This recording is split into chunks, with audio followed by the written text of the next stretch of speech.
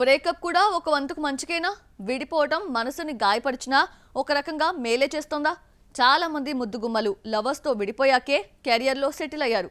వాళ్ళెవరు? లేటెస్ట్ గా విడిపోయిన హీరోయిన్ కూడా క్లిక్ అవుతుందా? ప్రేమ, పెళ్లి, పిల్లలు అనే కలను బ్రేకప్ చెదరగొడుతోంది. అయినా ముద్దుగుమ్మలకు వచ్చిన నష్టమేమీ లేదు. ప్రియుడితో దూరమైన తర్వాతే నయనతార టాప్ ప్లేస్ కు చేరింది. సింబుతో మొదలైన ప్రేమాయణం ఎక్కువ కాలం నిలవలేదు. ఆ వెంటనే గ్యాప్ తీసుకోకుండా ప్రభుదేవ ప్రేమలో పడింది. పెళ్లి దాకా వెళ్తారు అనుకునే లోపు మనస్పర్ధలతో విడిపోయారు.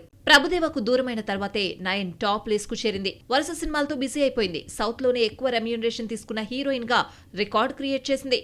ఆ తర్వాత విఘ్నేష్ శివన్ను ప్రేమించి పెళ్లి చేసుకుని సరుగతి పద్ధతిలో ఇద్దరు పిల్లలకు తల్లైంది నయన. ప్రేమ మిగిల్చిన గాయాలు నయనతారలో ధైర్యాన్ని నింపడమే కాదు, కెరియర్ కు బంగారు బాట వేశాయి. నయనతారలానే త్రిష కెరియర్ కూడా బ్రేకప్ తర్వాతే టాప్ ప్లేస్ కు చేరుకుంది. తమిళనాడుకు చెందిన బిజినెస్ మ్యాన్ వరుణ్ ప్రేమలో పడిందో లేదో పెళ్లికి రెడీ అయిపోయింది.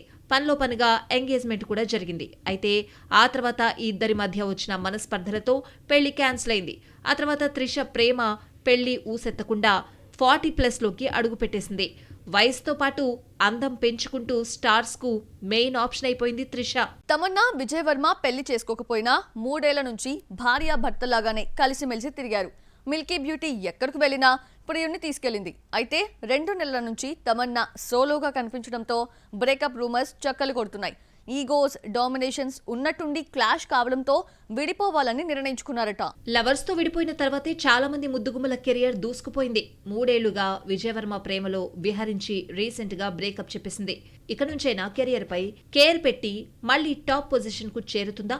బ్రేకప్ తర్వాత ముద్దుగుమ్మల సుడి తిరిగినట్టు ఈ అమ్మడు కూడా ఆ జాబితాలో చేరుతుందేమో చూడాలి మరి. ఇక శృతి హాసన్ అయితే డేటింగ్ లో పడి కెరియర్ ను పక్కన పెట్టేసింది.